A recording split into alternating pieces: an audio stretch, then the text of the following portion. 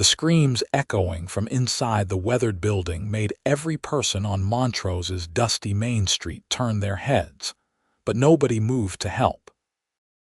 Zelda Zimmerman clutched her younger brother's limp body against her chest, her dress soaked with his blood as she stumbled through the doctor's door, her voice hoarse from crying out for anyone who would listen. "Please, please help him," she begged, her knees hitting the wooden floor as the doctor looked up from his desk with weary eyes. Tommy was only 10 years old, his face pale as death itself after the wagon accident that had crushed his leg beneath its heavy wheel. She had dragged him 3 blocks, leaving a trail of blood behind them, and now she knelt in this small office in Montrose, Colorado, in the summer of 1882, begging a stranger to save the only family she had left in this world. Dr. Henry Morrison was a thin man with graying hair and spectacles that sat low on his nose. He stood immediately when he saw the boy's condition, his professional instincts overriding everything else as he moved toward them. "Get him on the table," he commanded, his voice sharp and efficient. Zelda struggled to lift Tommy, her arms trembling with exhaustion and fear. The doctor helped her, and together they laid the boy on the examination table. "His leg," Zelda gasped, her hands shaking as she stepped back. "The wagon wheel ran right over it. There was so much blood, and he stopped screaming about 10 minutes ago. He just went quiet, and I do not know if that is worse." The doctor cut away the boy's trouser leg, revealing the mangled flesh beneath. His expression remained neutral, but Zelda saw the tightness around his eyes. "The bone is shattered. He has lost a great deal of blood. I will need to operate immediately if there is any chance of saving the leg or saving him at all." "Then do it," Zelda said desperately, gripping the edge of the table. "Please, just do whatever you need to do." Dr. Morrison looked at her directly, his gaze somber. "Miss, I need to be clear with you about the costs. The surgery will require chloroform, medical supplies, hours of my time. Then there will be the recovery period, medications, follow-up care. We are looking at a minimum of $200, possibly more depending on complications." The number hit Zelda like a physical blow.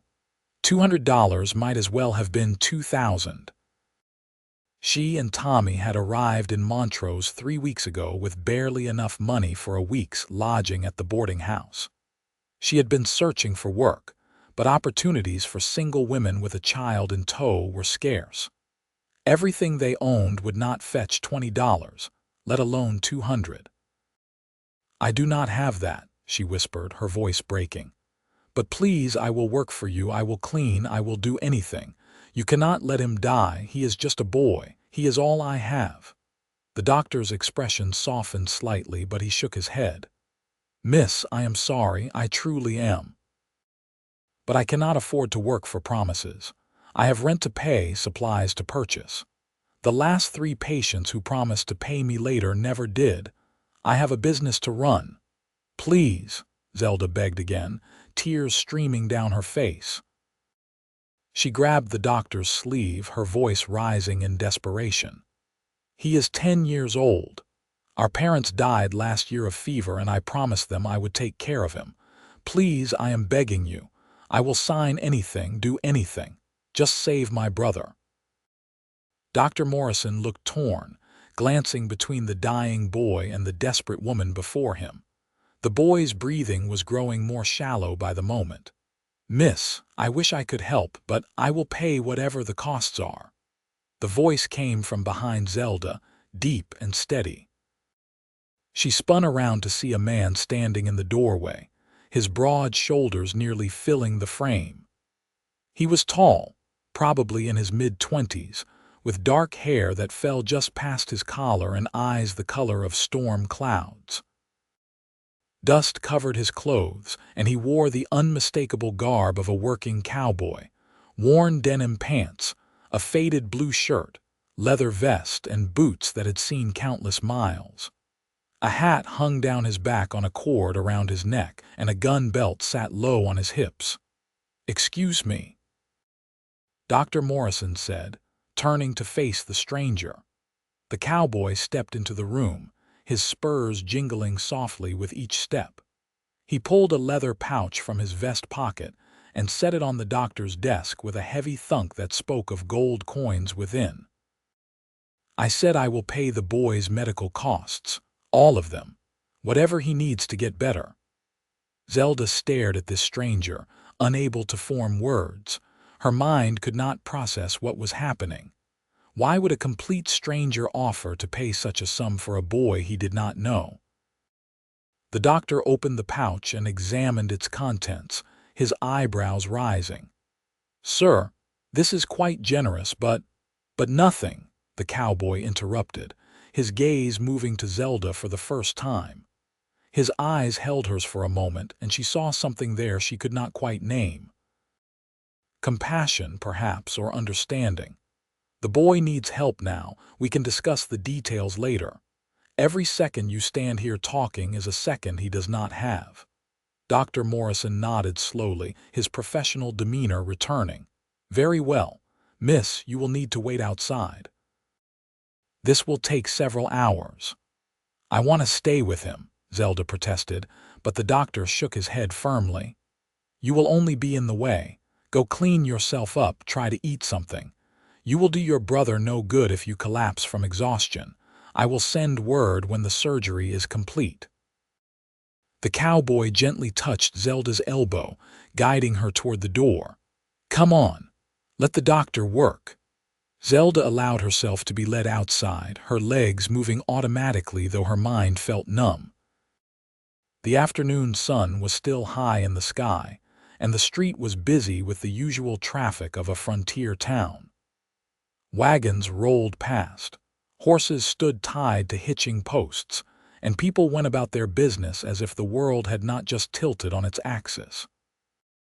"I do not understand," Zelda finally said, turning to face the stranger. "Why would you do that? You do not even know us." The cowboy adjusted his hat, settling it on his head to shield his eyes from the sun. "Name is Ryan Yates. I have been working on the Double Bar Ranch about 20 miles north of here. Came into town to collect supplies and saw you dragging that boy down the street. I followed to make sure you got to the doctor safely." "But $200, Zelda said, shaking her head in disbelief. "That is a fortune. Why would you give that to strangers?" Ryan was quiet for a moment, his gaze distant. "About 3 years back, my younger sister took sick. Real bad fever, same kind that took a lot of folks that winter. My family did not have money for a doctor, and our neighbors were too poor to help. We tried every home remedy we knew, prayed until our knees were bruised from kneeling. She died anyway. She was 8 years old." His voice remained steady, but Zelda heard the pain beneath his words. She understood that kind of loss all too well. "I swore then that if I ever had the means to help someone else's family, I would do it," Ryan continued. "I have been saving my wages for 3 years, barely spending a dime. I was planning to buy a small piece of land, start my own ranch. But that dream can wait. That boy in there cannot." Zelda felt fresh tears spill down her cheeks, but these were different from the desperate, terrified tears she had been crying. "I do not know how to thank you. I do not even know how I will ever repay you." "I am not asking for repayment," Ryan said, looking at her directly. "I am asking that you let me help. Now you are covered in blood and you are shaking like a leaf. Is there somewhere you are staying? Someone who can sit with you?" "The boarding house on 3rd Street, Zelda said. "But I should stay here in case the doctor needs me." "The doctor said it would take hours," Ryan reminded her gently. "You heard him. You need to take care of yourself. Where is this boarding house?" Zelda pointed down the street and Ryan offered her his arm. She hesitated only a moment before taking it, grateful for the support. Her legs felt weak, and the shock of everything that had happened was starting to catch up with her. The boarding house was a 2-story building with peeling white paint and a sagging porch. "The proprietor, Mrs. Henderson was a stern woman in her 50s who took one look at Zelda's blood-stained dress and pursed her lips. "There was an accident," Ryan explained before the woman could say anything. "The lady's brother is with the doctor now. She needs to clean up and rest, Mrs." Henderson's expression softened slightly. "Room 12, second floor. I will heat some water for a bath." Zelda nodded her thanks and climbed the stairs, each step feeling like it required enormous effort. Ryan waited downstairs, and she was grateful for his discretion. Inside her small room, she stripped off her ruined dress and washed the blood from her skin with cold water from the basin, scrubbing until her skin was red and raw. When Mrs. Henderson brought up the hot water, Zelda sank into the small tub and finally allowed herself to break down completely, sobbing until her throat was raw and her tears ran dry. When she finally emerged, dressed in her only other dress, a simple gray cotton garment, she felt hollowed out but calmer. She found Ryan sitting on the porch, 2 plates of food beside him. The sun was lower now, painting the sky in shades of orange and pink. "Mrs. Henderson made some sandwiches," he said, offering her one of the plates. "You should eat." Zelda sat beside him, taking the plate though she did not feel hungry. "How long has it been?" "About 2 hours," Ryan said.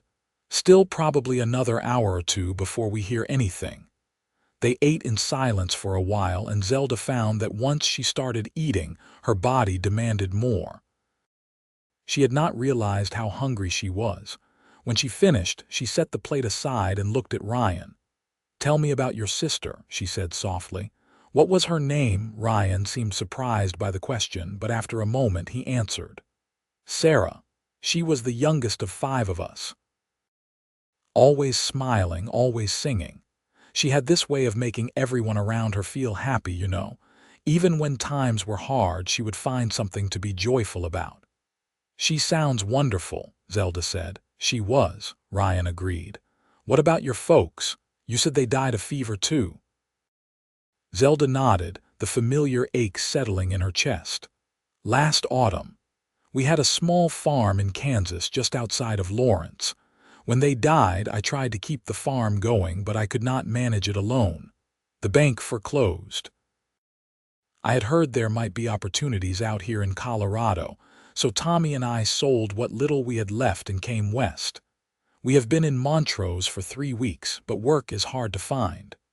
"What kind of work are you looking for?" Ryan asked. "Anything honest," Zelda said.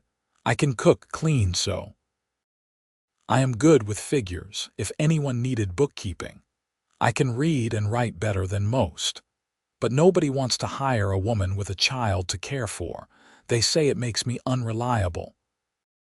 Ryan frowned at that, clearly disagreeing with the assessment, but before he could respond, they saw Dr. Morrison walking up the street toward them.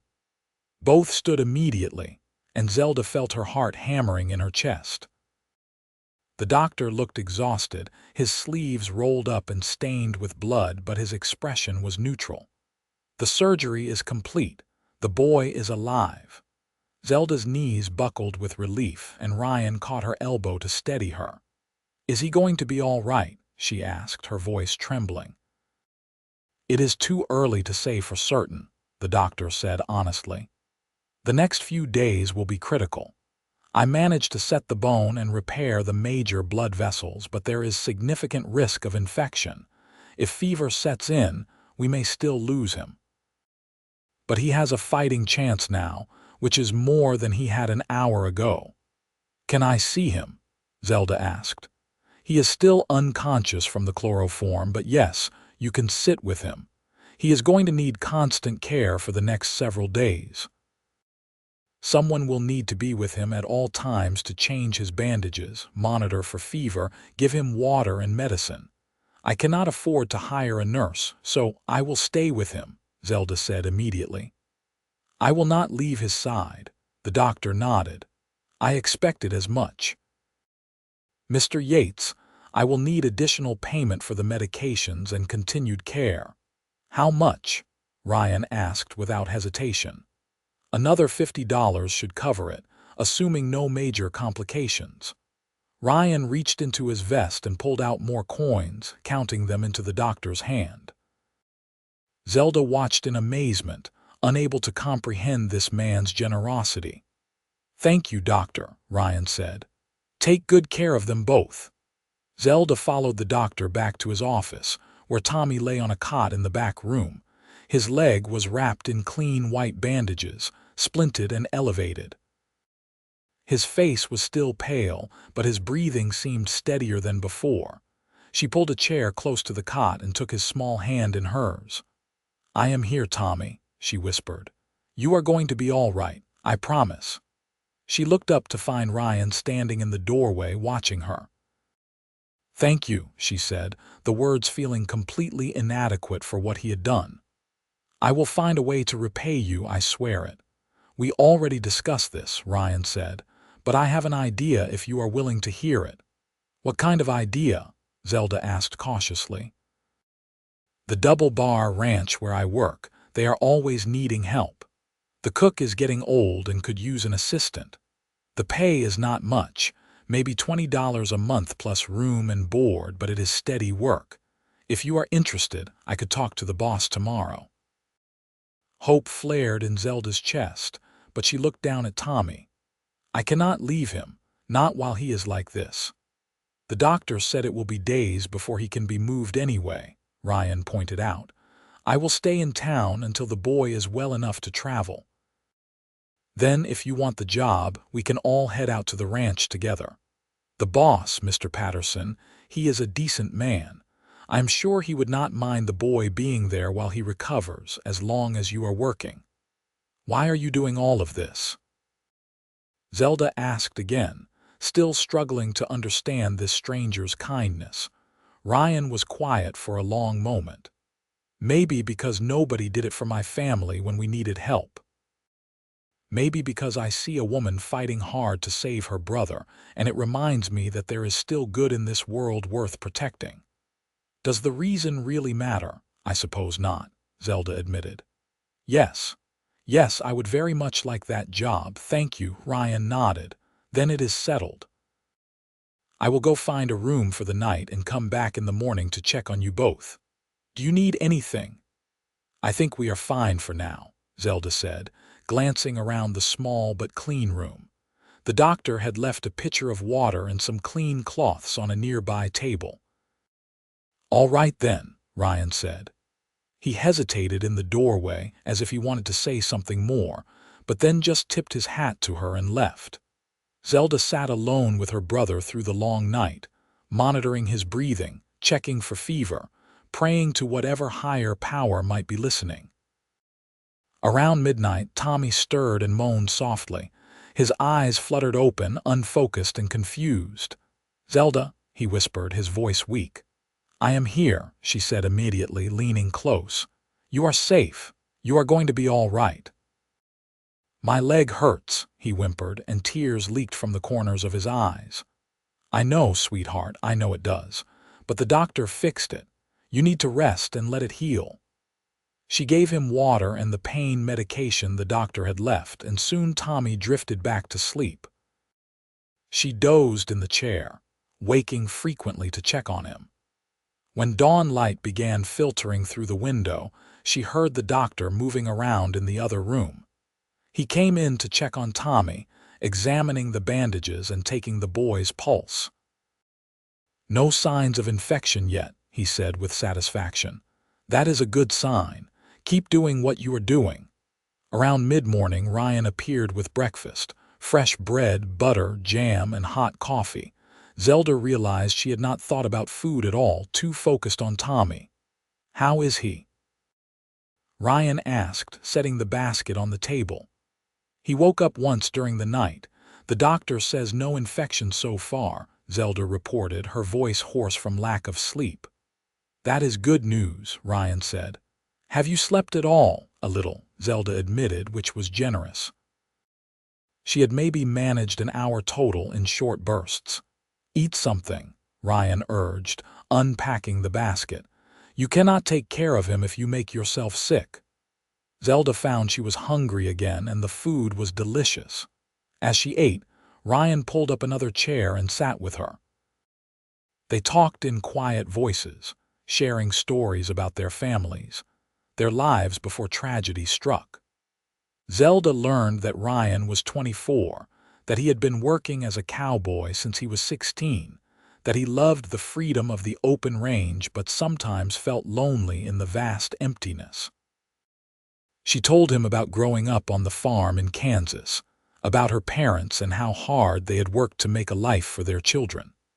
She told him about Tommy's love of animals, how he wanted to be a veterinarian someday, how bright and curious he was. The hours passed more easily with company, and Zelda found herself looking forward to Ryan's visits.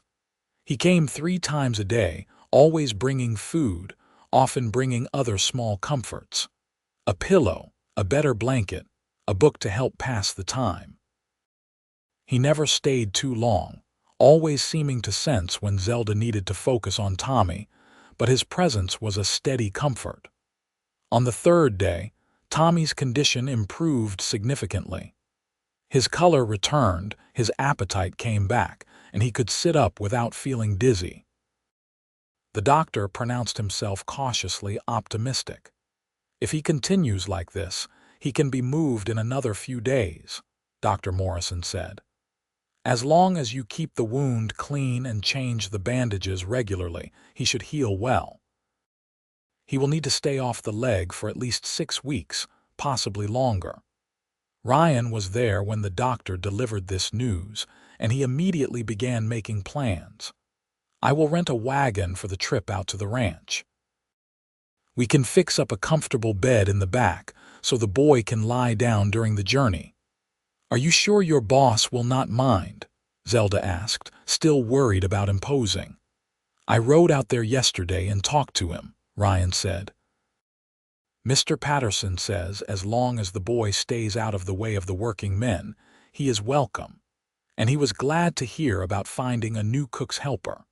Old Charlie has been complaining about needing assistance for months. Zelda felt tears of gratitude welling up again. It seemed like she had cried more in the past 3 days than in the previous 3 months. I do not know how I will ever thank you properly. You already have, Ryan said simply. Seeing your brother get better is thanks enough. But Zelda was beginning to realize her feelings for Ryan went beyond simple gratitude.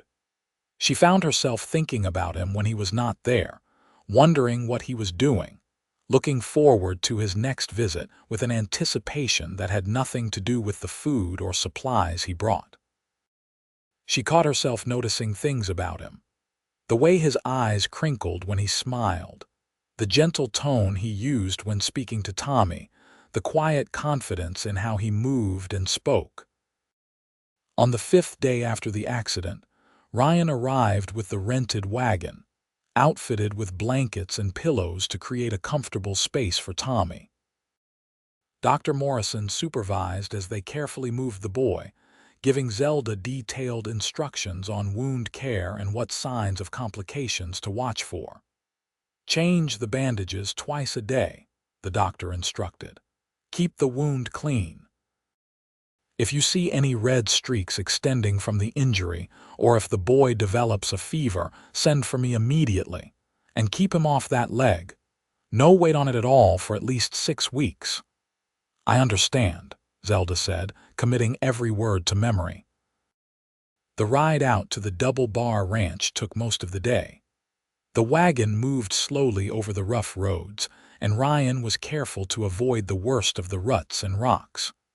Tommy dozed in the back, still weak from his ordeal, while Zelda sat beside Ryan on the driver's seat.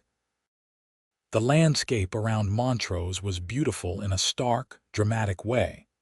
Rugged mountains rose in the distance, their peaks still capped with snow despite the summer heat. The valley was a patchwork of scrubland and grassland, with the Uncompahgre River winding through it like a silver ribbon. Cattle dotted the hillsides and hawks circled overhead. It is beautiful out here, Zelda said, watching the landscape roll past. It is, Ryan agreed. I have worked ranches in Texas, Wyoming, even down in New Mexico territory for a while, but something about Colorado just feels right to me. I think it is the mountains. They make you feel small, but in a good way, like your problems are not as big as you think they are. I hope you are right, Zelda said softly. The double-bar ranch came into view as the sun was beginning to set. It was a sprawling operation, with a large main house, several barns and outbuildings, and a bunkhouse for the ranch hands. Fences stretched in every direction, enclosing pastures where cattle grazed peacefully. Mr. Patterson came out to meet them as the wagon pulled up. He was a man in his 50s, weathered by years of outdoor work, with kind eyes and a firm handshake. "You must be Miss Zimmerman. Ryan has told me about your situation. I am sorry for your troubles, but glad we can offer you a place here." "Thank you so much, sir," Zelda said. "I promise I will work hard. You will not regret giving me this opportunity." "I am sure I will not," Mr. Patterson said warmly. "Now, let me show you to your quarters. We have a small cabin behind the main house where the previous cook's helper used to stay. It is not fancy, but it is clean and private. Should be room enough for you and your brother."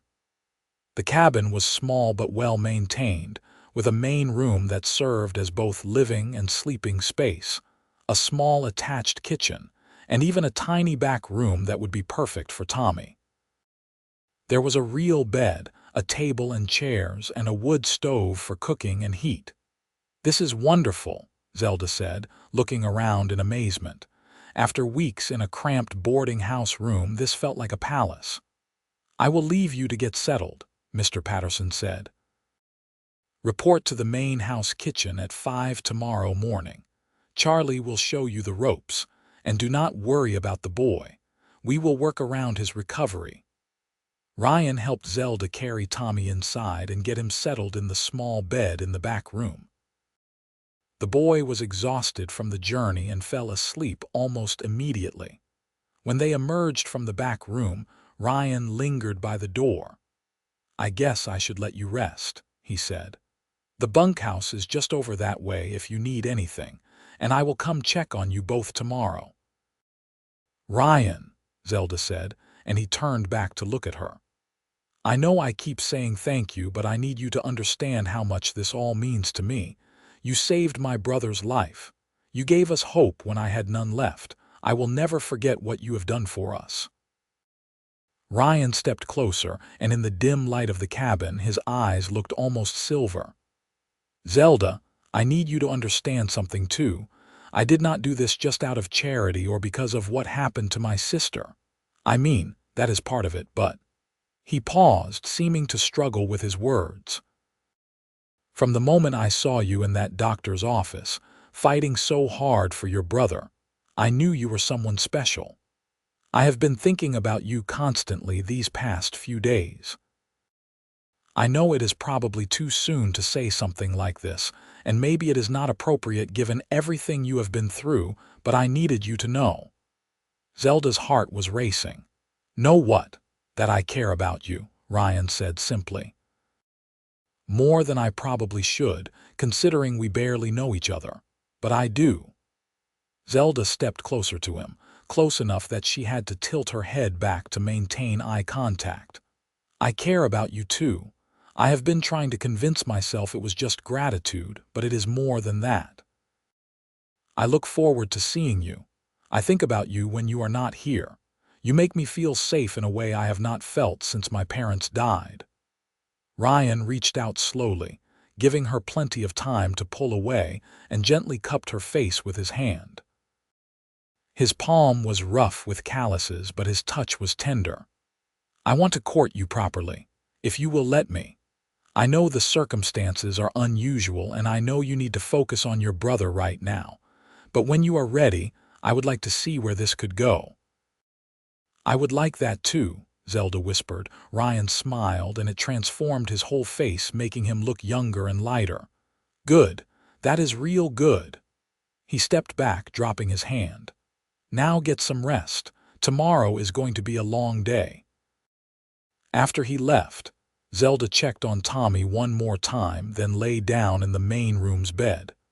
Despite her exhaustion, sleep did not come immediately. Her mind was too full of everything that had happened, everything that was happening.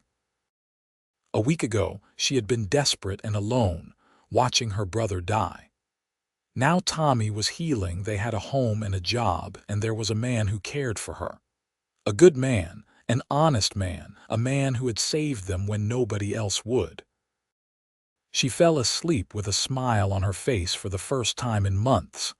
The next morning, Zelda woke before dawn and dressed quietly, not wanting to wake Tommy. She made her way to the main house kitchen, where she found Charlie waiting. He was an old cowboy, probably in his 60s, with a thick white mustache and a permanent squint from years of cooking over smoky fires. "So you are the new helper," he said, looking her up and down. "You know how to cook?" "Yes, sir," Zelda said. "I have been cooking since I was 8 years old." "Good. We feed about 15 men here 3 times a day. Breakfast is usually bacon, eggs, biscuits, and coffee. Lunch is sandwiches or leftovers. Dinner is the big meal, meat, potatoes, vegetables when we have them, more biscuits. Think you can handle that?" "Yes, sir," Zelda said again. "Then let us get started. Those men will be here wanting food in an hour, and we have got a lot of work to do." Zelda threw herself into the work, grateful for the distraction. Cooking for 15 men was no small task, but she had always found comfort in kitchen work.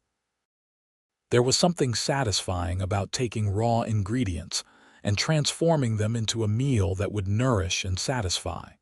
Charlie was gruff but patient, showing her where everything was kept and how he liked things done. The kitchen was well equipped, with a large wood stove, plenty of pots and pans, and a good supply of staples. As they worked side by side, Zelda found herself relaxing into the rhythm of it. When the ranch hands filed in for breakfast, Ryan was among them. He caught her eye and smiled, and Zelda felt warmth spread through her chest. The other men were curious about the new cook's helper, but they were polite and appreciative of the food. After breakfast, Zelda returned to the cabin to check on Tommy. He was awake and in good spirits despite his injury. She changed his bandages, pleased to see that the wound looked clean and was healing well. She made him breakfast and sat with him while he ate, telling him about the kitchen work and the ranch. "You think I will be able to go outside soon?" Tommy asked wistfully, looking out the window at the sunny day. "Let us see what the next few days bring," Zelda said. "The doctor said you need to stay off that leg, but maybe we can set up a chair outside so you can at least get some fresh air." That became their routine. Zelda would wake early, work in the kitchen preparing breakfast, return to care for Tommy, go back for lunch preparation, spend the afternoon with her brother, then return for dinner. It was exhausting work, but she did not mind. She was grateful for the employment and the opportunity it represented. Ryan visited every evening after his work was done. Sometimes he would sit with Tommy, telling the boy stories about ranch life and teaching him to play checkers. Other times, he and Zelda would walk together around the ranch property, talking about their days, their hopes, their dreams. 2 weeks after they arrived at the ranch, Tommy was well enough to sit outside. Ryan and another ranch hand carried the boy in a comfortable chair out to the shade of a large cottonwood tree, where Tommy could watch the ranch activities without being in the way. He was fascinated by everything: the cattle, the horses, the cowboys at work. "That brother of yours is a bright kid," Ryan told Zelda that evening as they walked together. "Asked me about 100 questions today about how we manage the herd." "He has always been curious," Zelda said fondly. Before the accident, he was talking about maybe becoming a veterinarian. He loves animals. "We could use a good veterinarian around here," Ryan mused. "Most ranchers have to rely on their own knowledge and whatever the local doctor can tell them." Someone who really studied animal medicine could do well for themselves in a place like this. That would be years away, Zelda pointed out. He would need schooling, training. True, Ryan acknowledged, but it is good to have dreams, gives you something to work toward. They walked in comfortable silence for a while, following the fence line as the sun set behind the mountains. Finally, Ryan spoke again. Zelda, I know it has only been a few weeks, but I feel like I have known you much longer. Is that strange? No, Zelda said. I feel the same way. Like we were meant to find each other. Ryan stopped walking and turned to face her. They were far enough from the main buildings to have privacy, and the evening light painted everything in shades of gold and amber. I am falling in love with you, he said quietly. I think I started falling that first day when I saw how fierce you were in protecting your brother. I have never met anyone like you. Zelda felt tears spring to her eyes, but they were happy tears. I am falling in love with you too. You are the best man I have ever known, Ryan Yates. You are kind and generous and good, and I do not know what I did to deserve you coming into my life, but I thank God for it every day. Ryan pulled her close, wrapping his arms around her, and Zelda rested her head against his chest. She could hear his heart beating strong and steady and felt safer than she had in years. I want to marry you, Ryan said, his voice rumbling in his chest. Not right now, not until you are ready, but I want you to know that is where my heart is heading. I want to build a life with you, Zelda. I want to help raise Tommy, watch him grow up and become that veterinarian. I want to buy that piece of land I have been dreaming about and build a ranch of our own. I want to wake up next to you every morning and fall asleep beside you every night. I want all of it with you. Zelda pulled back just enough to look up at him. I want that too, all of it. But Ryan, you should know that I come with responsibilities.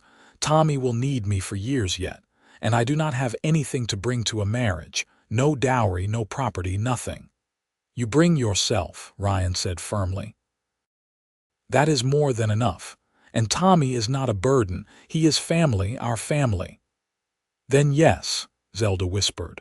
When the time is right, yes, I will marry you. Ryan kissed her then, gentle and sweet, and Zelda felt like her heart might burst from happiness.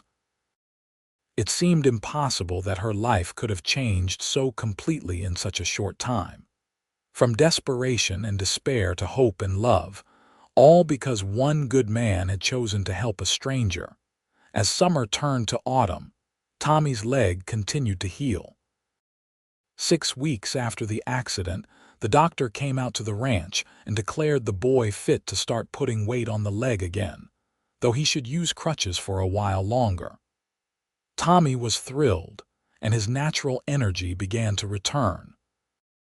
He started following the ranch hands around, learning everything he could about horses and cattle. Zelda continued her work in the kitchen, and Charlie began teaching her more complex dishes and preservation techniques. You have got a real talent for this, the old cook told her one day. Best helper I have ever had, and that is the truth. Ryan continued to court Zelda properly, though it was clear to everyone on the ranch that they were deeply in love. They stole moments together whenever they could, walking hand in hand in the evenings, sitting together at meals, sharing secret smiles across crowded rooms. In October, Ryan approached Mr. Patterson with a request. He had been working at the double bar for 3 years, always doing more than his share, never complaining about the hardest jobs. He had earned the boss's respect and trust. Sir, I would like to buy that north section of your property, Ryan said, the part up by Willow Creek. I know you are not using it for much right now, and I have saved enough to make you a fair offer. Mr. Patterson leaned back in his chair, studying Ryan thoughtfully. Planning to start your own operation? Yes, sir. Nothing too ambitious at first. Just a small herd, maybe 20 or 30 head to start. I can build it up over time, and I would like to build a house there. I am planning to get married. "Miss Zimmerman, I assume," Mr. Patterson said with a knowing smile. "Yes, sir, if she will have me." "She would be a fool not to, and she does not strike me as a fool," Mr. Patterson said. "All right, Ryan. Let us talk numbers. I will sell you that land, but on one condition. You continue working for me at least part-time until you get your operation established. I cannot afford to lose my best ranch hand completely." "That is more than fair, sir," Ryan said, relief and excitement flooding through him. "Thank you. Do not thank me yet. Wait until you see how much work it is to start a ranch from nothing," Mr. Patterson said with a laugh. "But I will say this. If anyone can do it, it is you. You are one of the hardest working men I have ever known." That evening, Ryan asked Zelda to walk with him after dinner. Tommy was well enough now to be left alone for a while, and the boy was busy with a book Ryan had given him about animal husbandry. Ryan led Zelda up to the north section of the ranch, to a spot overlooking Willow Creek. The land rolled gently here, with good grass and plenty of water. Cottonwood trees lined the creek, their leaves turned gold with the season. "This is beautiful," Zelda said, looking around. "Is this where you want to buy land?" "It is where I bought land," Ryan corrected, unable to keep the grin off his face. "Sign the papers this afternoon." "This is ours, Zelda, all 200 acres of it." Zelda stared at him in shock. "Ryan, you spent your savings on Tommy's medical care. How could you afford this?" "I spent most of my savings on Tommy," Ryan said, "but not all. And I have been working every spare hour I could over the past few months, taking odd jobs in town, saving every penny. Mr. Patterson gave me a fair price and let me work out a payment plan for the rest. It is going to be tight for a while, but we can make it work." "We?" Zelda asked, her heart racing. Ryan took both her hands in his, looking down at her with such love that it made her breath catch. "Zelda Zimmerman, I love you more than I knew it was possible to love another person. You are strong and brave and compassionate. You are a wonderful sister, a hard worker, and the most beautiful woman I have ever seen. I want to spend the rest of my life with you. Will you marry me?" "Yes," Zelda said without hesitation. "Yes, absolutely yes." Ryan let out a whoop of joy and spun her around, making her laugh. When he set her down, he kissed her deeply, and Zelda felt like she was floating. They stood there in the golden autumn light, holding each other, planning their future. "I want to build the house right here," Ryan said, pointing to a spot with a good view of the creek and the mountains beyond. "Something small to start, but we can add on as we need to, and a barn over there and corrals. We will start with just a few cattle, build the herd slowly. It will be hard work, but I am not afraid of hard work," Zelda interrupted. "We will do it together." They told Tommy that night, and the boy was thrilled. "Does this mean Ryan will be my brother?" he asked, his young face lit up with happiness. "I suppose it does," Zelda said, smiling. "How do you feel about that?"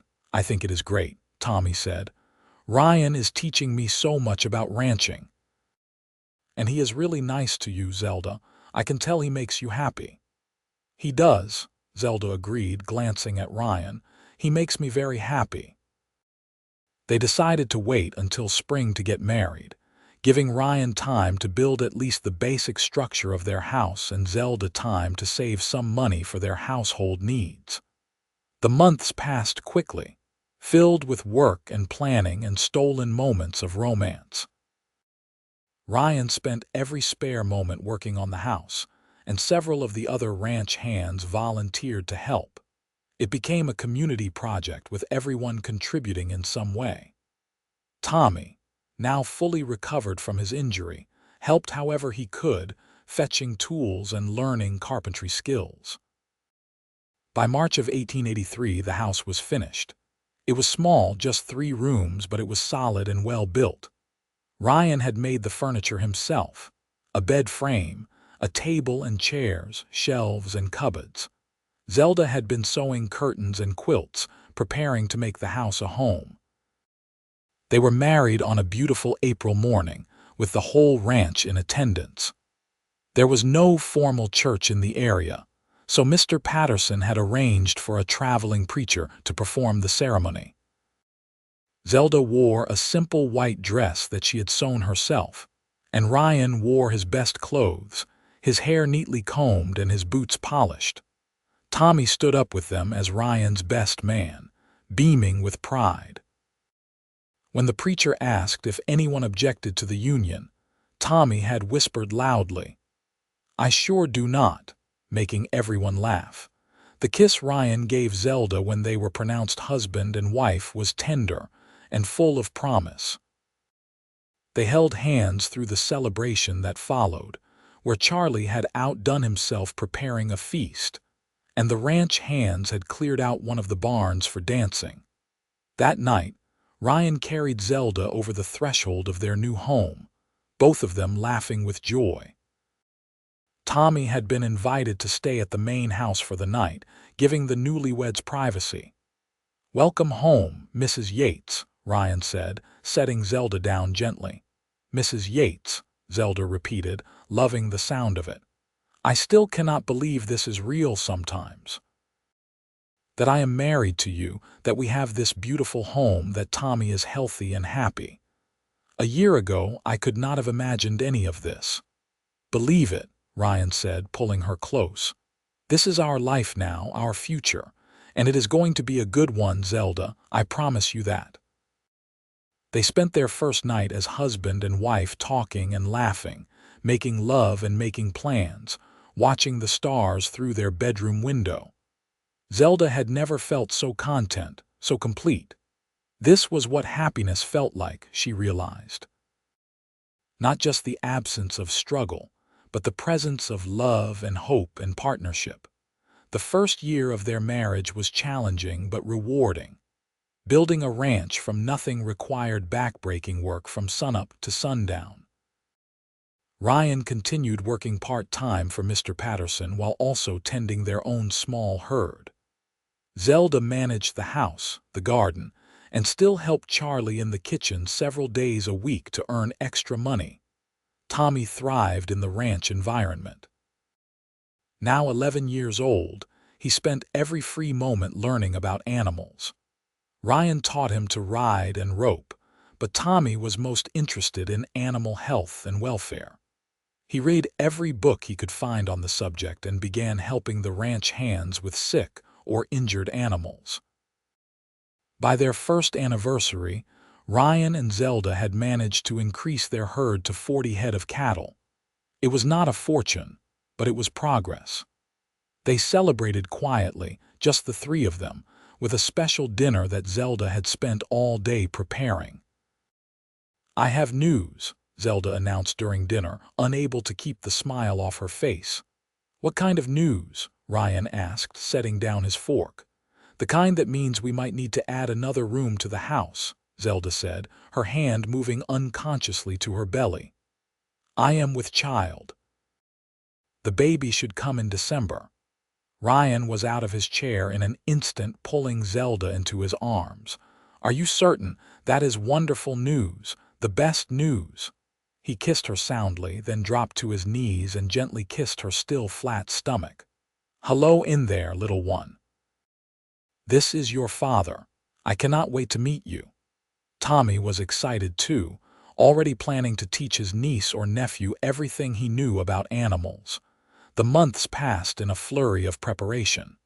Ryan built a cradle with his own hands, carving intricate designs into the wood. Zelda sewed tiny clothes and blankets. They debated names endlessly, finally deciding on James if it was a boy and Rose if it was a girl. In December of 1883, during a cold snap that left frost on the windows, Zelda went into labor. Ryan sent Tommy to fetch the doctor while he stayed with his wife, holding her hand and whispering encouragement. It was the same doctor who had saved Tommy's life nearly 2 years before. The labor was long and difficult, lasting through the night and into the next day. Ryan never left Zelda's side, wiping her brow with cool cloths, giving her sips of water, telling her how much he loved her and how brave she was. Finally, as dawn broke on a new day, their son was born. James Ryan Yates came into the world with a healthy cry, his tiny fists waving indignantly. He had dark hair like his father, and when he finally opened them, his mother's green eyes. "He is perfect," Zelda whispered, exhausted but glowing with happiness as she held her baby. "He is absolutely perfect. Just like his mother," Ryan said, kissing Zelda's forehead. "Thank you for this gift. Thank you for him, for this life, for everything." Tommy was allowed in to meet his nephew, and he approached the baby with almost reverent care. "He is so small," Tommy whispered in awe. "Can I hold him?" Zelda showed Tommy how to support the baby's head, and they carefully transferred little James into his uncle's arms. Tommy looked down at the infant with such wonder and love that Zelda felt tears spring to her eyes. "I will teach him everything I know," Tommy promised solemnly. "About animals and ranching and being a good person, just like Ryan taught me." The years that followed were full of joy and hard work. Little James grew from an infant to a toddler to a young boy, always following his father around the ranch, trying to help with every task. Tommy, now a teenager, had become invaluable to every rancher in the area with his knowledge of animal medicine. Word had spread about the young man's talent, and people came from miles around seeking his help with sick livestock. Ryan and Zelda's ranch prospered. They added more land, increased their herd, and built additions onto the house.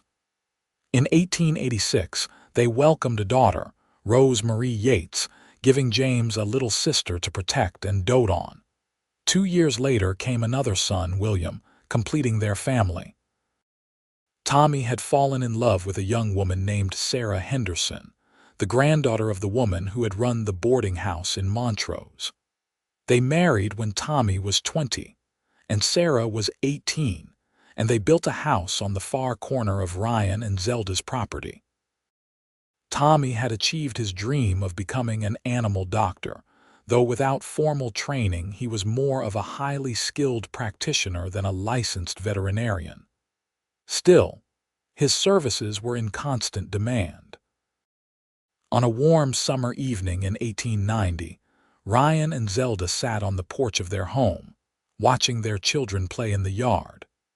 James, now 6, was carefully showing 4-year-old Rose how to pet the barn cat gently, while 2-year-old William toddled around chasing butterflies.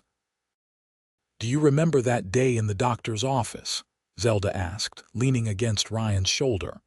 "When you walked in and offered to pay for Tommy's care?" "Of course I do," Ryan said, wrapping his arm around his wife.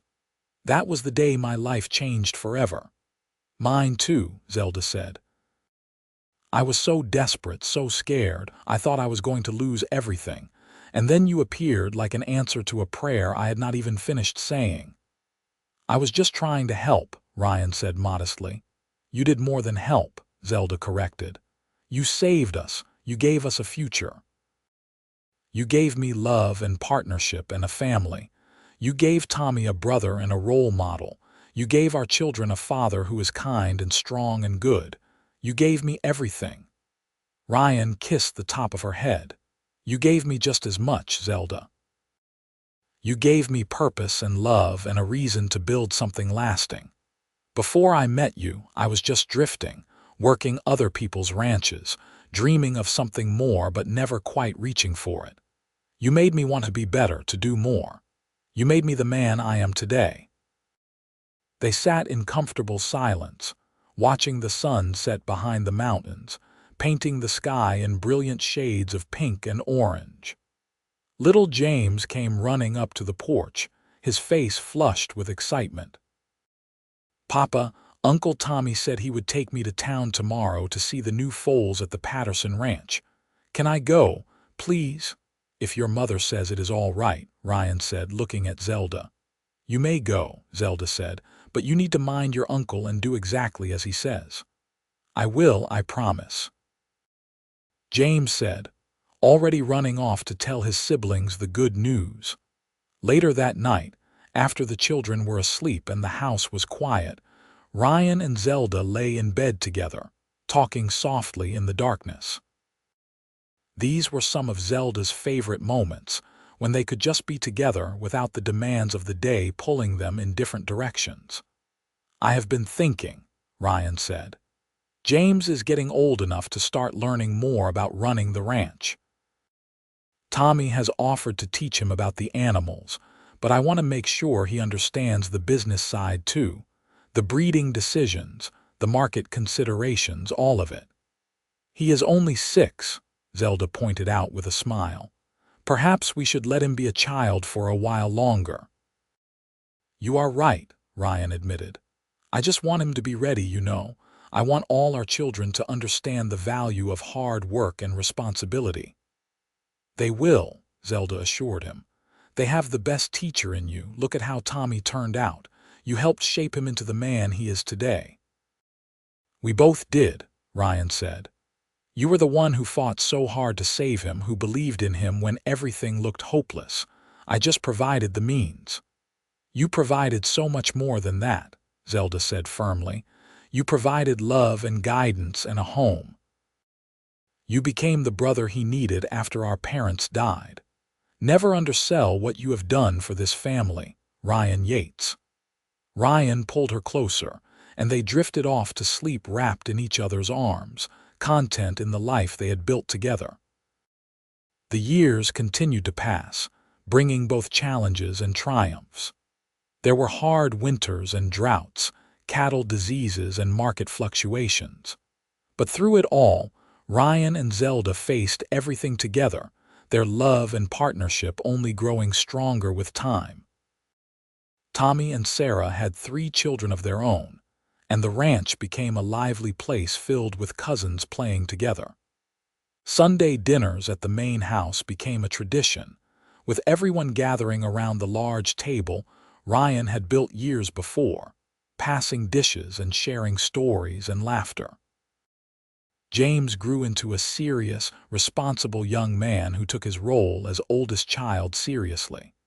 He learned everything he could about ranching from his father and animal care from his uncle. Rose proved to have her mother's practical nature and her father's quiet strength. She could ride as well as any cowboy and was not afraid to get her hands dirty.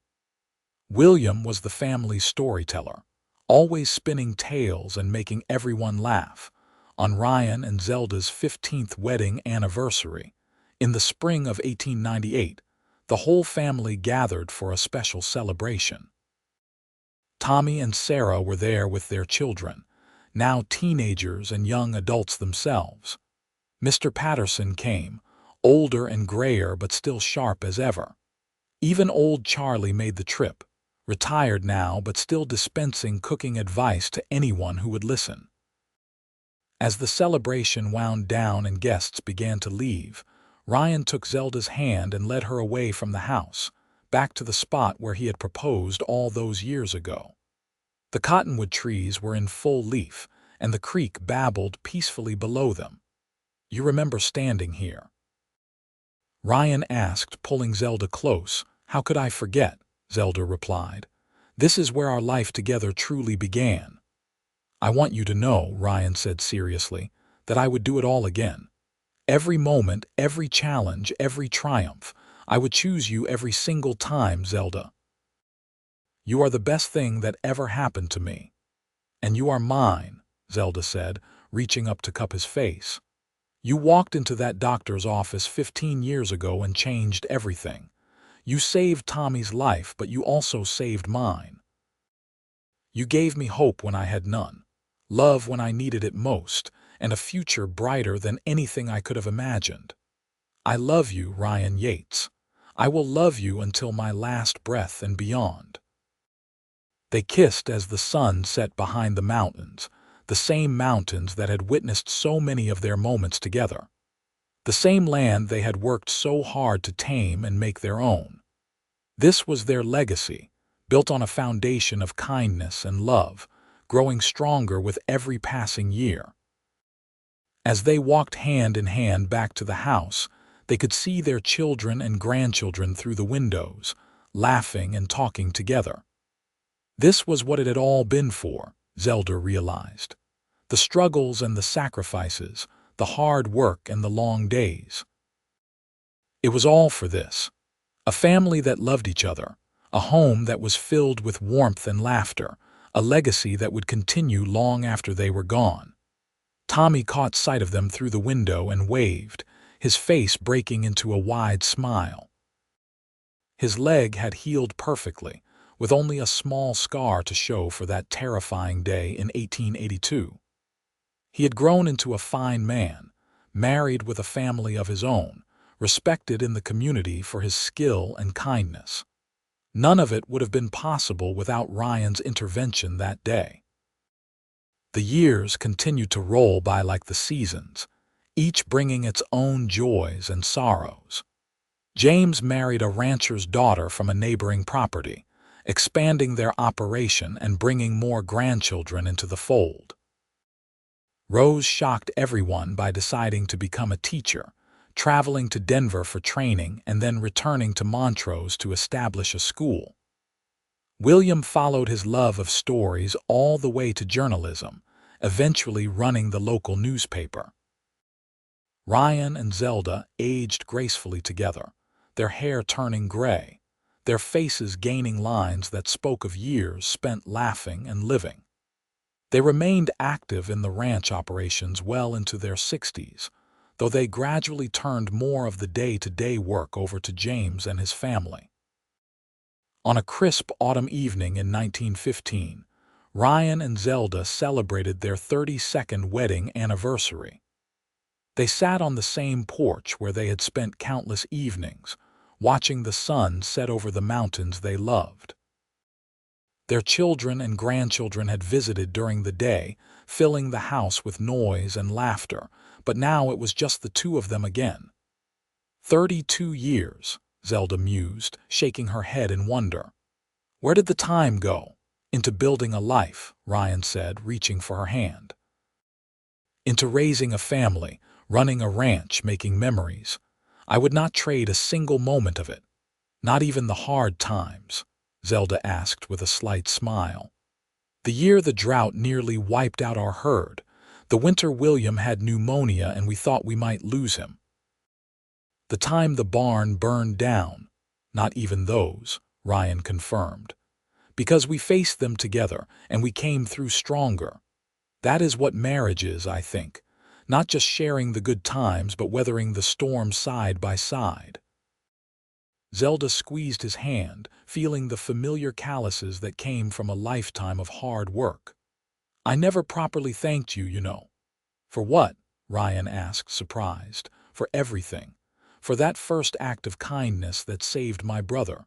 For courting me and marrying me.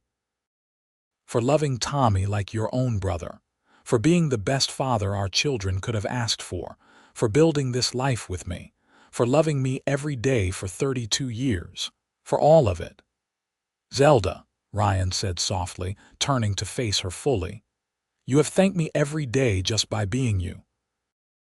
By being my partner, my love, my best friend.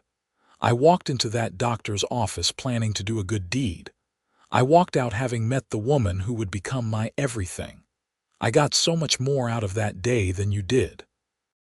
We both got everything we needed, Zelda said, leaning her head on his shoulder. We found each other. They sat together as the stars began to appear in the darkening sky, the same stars that had witnessed their first kiss, their wedding, the births of their children, every triumph and trial of their marriage. The ranch around them was quiet, the cattle settled for the night, the horses dozing in their stalls. Everything was peaceful, everything was right. Inside the house, the photographs on the mantel told the story of their life together. Ryan and Zelda on their wedding day, young and hopeful.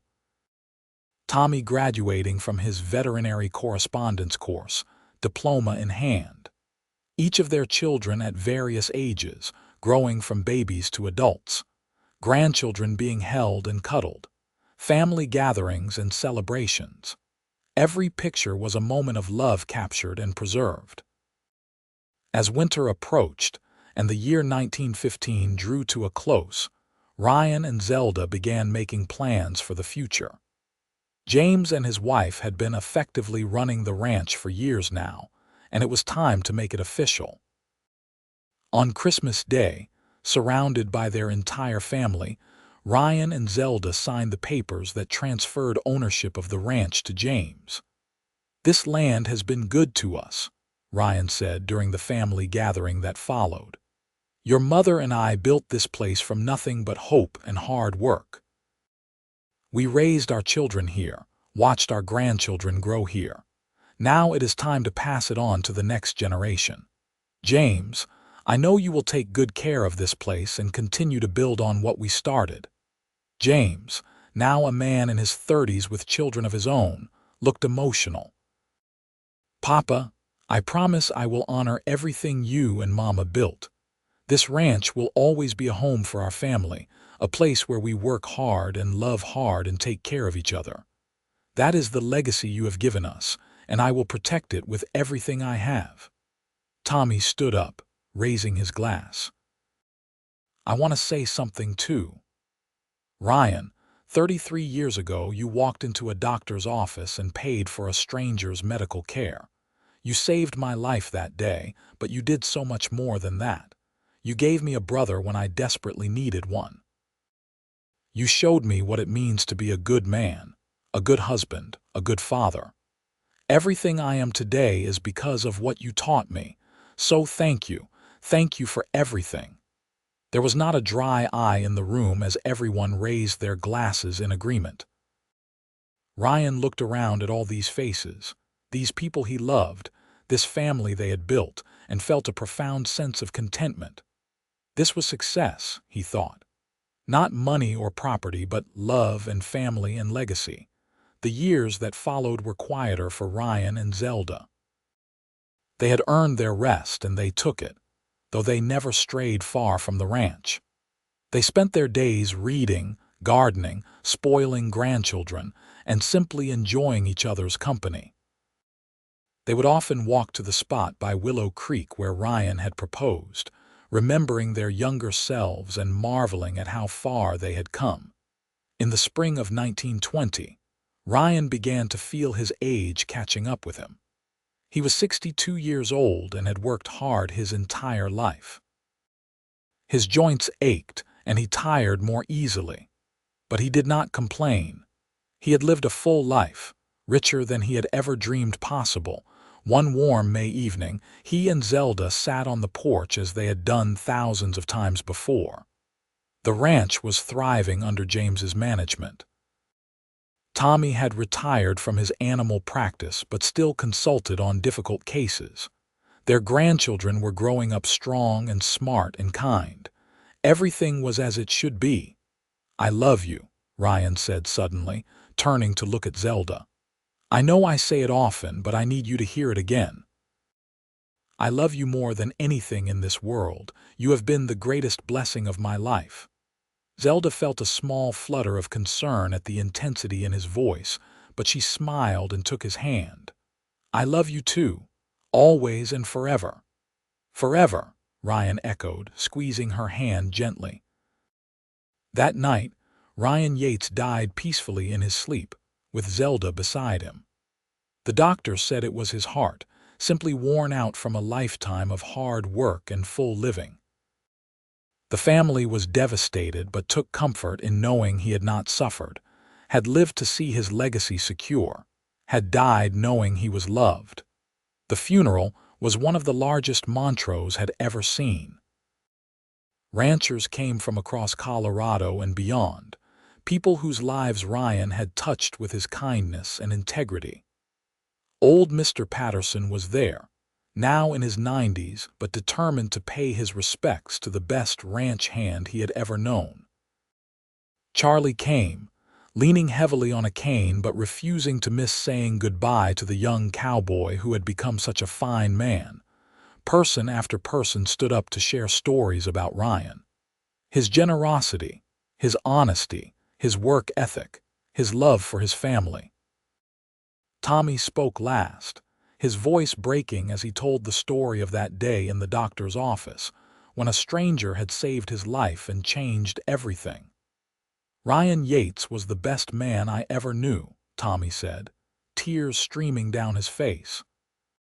"He taught me that family is not just about blood, but about love and loyalty and showing up when people need you. He taught me that true strength comes from gentleness, that real power comes from lifting others up. I will miss him every day for the rest of my life, but I will honor him by trying to live the way he did, with kindness, integrity, and love." They buried Ryan on the ranch, in a spot overlooking Willow Creek with a view of the mountains he had loved. Zelda stood at the graveside long after everyone else had left, one hand resting on the freshly turned earth. "Thank you," she whispered. "Thank you for 37 years of love. Thank you for our family. Thank you for being exactly who you were. I will love you until we meet again." The months that followed were difficult for Zelda. After nearly 4 decades of marriage, she felt incomplete without Ryan, but she was not alone. Her children visited constantly, her grandchildren kept her company, and Tommy was there almost every day, returning the care she had given him so many years before. Zelda continued to live in the house Ryan had built, surrounded by memories of their life together. She found comfort in the ordinary things: the chair where Ryan used to sit, the view from the porch, the photographs on the mantel. She took to writing down all their stories, wanting to preserve them for future generations who would never meet the man who had started it all. On quiet evenings, she would walk to the spot by Willow Creek and talk to Ryan, telling him about the children and grandchildren, about the ranch, about life continuing without him but never forgetting him. 5 years after Ryan's death, in the summer of 1925, Zelda's health began to fail. She was 63 years old and ready to go, ready to be reunited with her beloved husband. She spent her final weeks surrounded by family, making sure everyone knew how much she loved them, how proud she was of them all. Tommy sat by her bedside during those last days, holding her hand the way she had held his so many years ago when he was the one lying injured and helpless. "You saved my life," he told her. "You and Ryan both. Everything I have, everything I am, exists because you fought for me. Thank you, Zelda. Thank you for never giving up." "You made it all worthwhile," Zelda whispered, her voice weak but her eyes clear. "Watching you grow up, seeing the man you became, that was one of the greatest joys of my life. Promise me you will take care of yourself, Tommy. Promise me you will keep telling our story, so the grandchildren and great-grandchildren will know where they came from." "I promise," Tommy said, tears running down his face. Zelda's gaze moved around the room, taking in all her children and grandchildren gathered there. "I have been so blessed," she said softly. "More than I ever deserved. I got to spend my life with the best man I ever knew, and we built this beautiful family together. Do not mourn too long for me. Celebrate the love, celebrate the life. That is what matters." That night, as the sun set behind the mountains one last time, Zelda Zimmerman Yates passed away peacefully, surrounded by the family she and Ryan had built. Her last word was Ryan, spoken like a sigh of relief, as if she could finally see him waiting for her. They buried her beside Ryan, their graves marked with simple headstones that told the basic facts, but could never capture the depth of their story. The inscription on Zelda's stone read, "Beloved wife, mother, and grandmother, she taught us the meaning of love." The family gathered after the funeral, sharing stories and memories, celebrating 2 lives well lived. Tommy stood to speak, his hair now mostly gray, his face lined with age, but his eyes still bright with the intelligence and compassion that had always defined him. "My sister and Ryan's story began with an act of kindness," Tommy said. a stranger helping someone in desperate need, expecting nothing in return. That one moment of compassion rippled out through the years, touching so many lives. Their love story was not just about the two of them. It was about building a family, a community, a legacy of caring for one another. He paused, looking around at all the faces there, 3 generations of family that existed because Ryan had walked into a doctor's office in 1882 and offered to help. We are all here because of that day. Every one of us. So let us honor their memory by continuing what they started. Let us be kind to strangers. Let us help those in need. Let us love fiercely and build legacies of our own. That is how we keep them alive. The years continued to pass, and the story of Ryan and Zelda became a family legend, passed down from generation to generation. The ranch remained in family hands, growing and changing with the times but always remaining rooted in the values Ryan and Zelda had instilled. Hard work, integrity, compassion, and above all, love.